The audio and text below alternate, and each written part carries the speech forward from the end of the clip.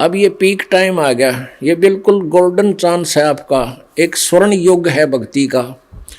इसमें लगभग हजारों वर्षों तक अब ये भक्ति चलेगी। जो पाप आत्मा है नहीं मानेंगे, वो नष्ट हो जाएंगे, मरते जाएंगे, चले जाएंगे, वो तो अपने 84 लाख योनियों में। आगे क्या होगा कि आप जी के घरों में ऐसी संतान आवेंगी जिनके पुण्य कर्म बहुत ही अच्छे होंगे, और कुछ ऐसे प्राणी हैं जो पार हुए नहीं और उनको ये ज्ञान याद रह गया, वो काल के जाल में आए नहीं, और फिर जब यहाँ से चलते हैं जो पुकार करते हैं भगवान हमारी रक्षा करो, ये भगवान हम तो गलत जगह आ गए, हमसे गलती बन गई, तो उनको परमात्मा सटोक रूप में रख लेता है अपने। यहाँ एक मिनी सतलोक है, एक राजदूत भवन कहते हैं ऐसे, तो वहाँ रख लेता है बीज रूप में सबको। और अब उन पुण्यात्माओं को फिर इस कलयुग के इस पीक टाइम में, इस स्वर्ण युग में अब जन्म देगा। पहले आप जी को तैयार कर रहे हैं, उनके आने योग्य आपके खेत तैयार कर रहे हैं उस बीज को बोने के लिए।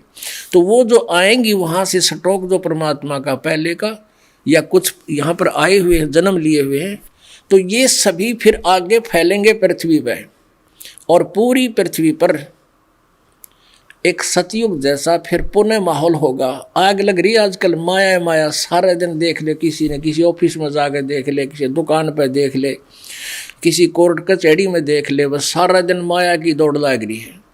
और भाई ने भाई देख कर राजी नहीं, बहन भाई का प्यार रहा नहीं, पिता पुत्र का प्रेम नहीं रहा माया के। फिर कोई शराब पीता है, कोई कुछ करता है, कोई बकवाद करता है, सिनेमा देखते। आज मनुष्य का जीवन नहीं रहा मनुष्य वाला। इस ज्ञान से और परमात्मा के समाधान से जीव को इसे सुख देगा मालिक सोच भी नहीं सकते। जो पहले हम सुना करते, द्रौपदी का चीर बढ़ा दिया, पुण्यात्मा समय को नहीं तो 2 घंटे सत्संग और करूं जब ये सारा लिंक लगे, लेकिन समय आने पर फिर बताएंगे। तो इस प्रकार वो परमात्मा अपनी प्यारी आत्माओं को, अब जैसे क्या होता है कि जैसे ही बाप जी पार हो गए वह हो गए, और नहीं हुए ना वो फिर सटोक, या तो सटोक रूप में रख दिए जाएंगे या फिर काल के हाथ चढ़ जाएंगे। उनमें से ब्रह्मा विष्णु महेश बना होगा, उन्हीं में से मनु जैसे महाराज बना होगा। वो पहले वाले मनु तो 84 लाख योनियों में पहुँच गए हैं, और उन्हीं में से व्यास बना होगा, उन्हीं में से और पाराशर, ये पूरे पात्र तैयार कर रखे उसने। तो वो धक्के खाते आंडेंगे, अपने पुण्य का नाश कर लेंगे और फिर वो बर्बाद हो जाएंगे। और उन्हीं में से कुछ पुण्यात्मा ऐसी है मालिक, फिर उनको दोबारा कलम चढ़ा होगा, जैसे द्रौपदी को ऐसे आकर के रक्षा की, फिर धीरे धीरे अब उनका मनुष्य जन्म होगा। अभी तक तो नरक में पड़े हुए ये 5 पांडव, ये द्रौपदी वगैरह, तो वो शरण छोड़ करके ऐसे चले गए। फिर भी कहते हैं बेटा बाप से विमुख होई, पूत पिता से विमुख होई, तो भी पिता जान मल धोई।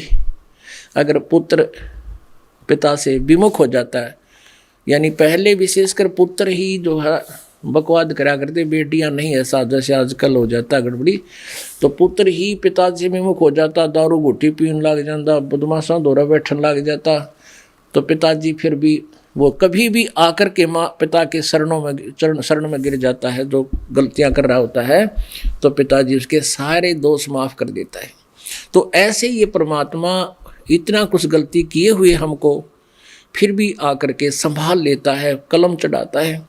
तो ऐसे द्रौपदी और अन्य टटेरी आदि जितनी पुण्यात्माएं थी, वो पूर्ण परमात्मा ही उनकी समय समय पर मदद करता है।